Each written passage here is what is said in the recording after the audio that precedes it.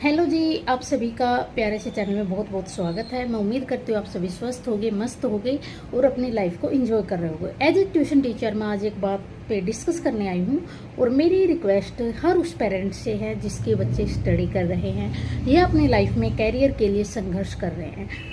आजकल मैंने क्या देखा है कि जैसे ट्यूशन पे कई बच्चे आते हैं तो उनके एक आध नंबर कम रह जाता है, तो पेरेंट्स बोलते हैं कि नहीं, अब की बार तो हमारा बच्चा पढ़ा नहीं, इसके इतने नंबर कम आए पहले से।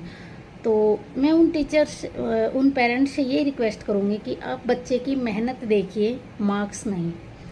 क्योंकि जो आज आप धीरे धीरे करके मार्क्स का उसके अंदर ये बीज बोए जा रहे हो कि मार्क्स पूरे आने चाहिए, मार्क्स पूरे आने चाहिए, एक टाइम पे ऐसी नौबत आ जाती है कि बच्चे के अगर किसी भी कारणवश नंबर कम आए।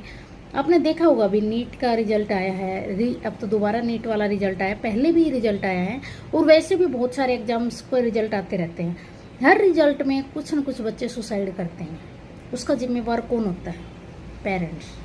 मैं यही मानती हूँ भाई, देखो सिस्टम तो है ही, सिस्टम तो भ्रष्टाचार का रूप ले चुका है।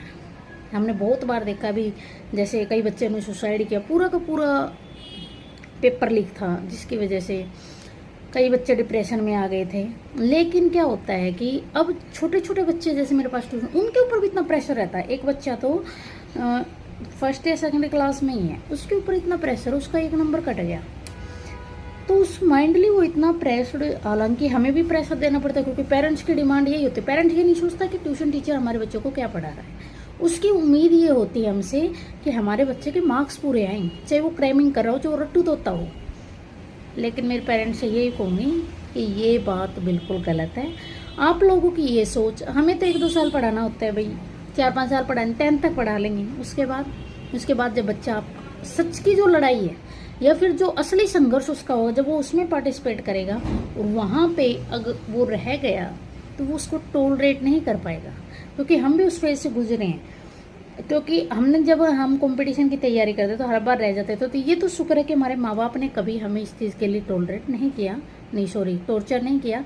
लेकिन जब बच्चा इस दौर से गुजरता है तो ऑलरेडी डिप्रेस्ड होता है कि नहीं होगा तो मैं अपने माँ बाप को क्या मुंह दिखाऊंगा, उनके हमसे बड़ी उम्मीदें हैं। तो ज़्यादा बच्चों को इस गट्टर में मत ढकेलिए कि मार्क्स नहीं। आप अपने बच्चे की अगर पढ़ाई से संतुष्ट है, उसकी मेहनत से संतुष्ट है, तो बच्चे को मार्क्स कितने ही आए, हम तेरी मेहनत से संतुष्ट, ऐसा कह के बच्चे को थोड़ा मोटिवेट करना चाहिए, ना कि डिमोटिवेट करना चाहिए।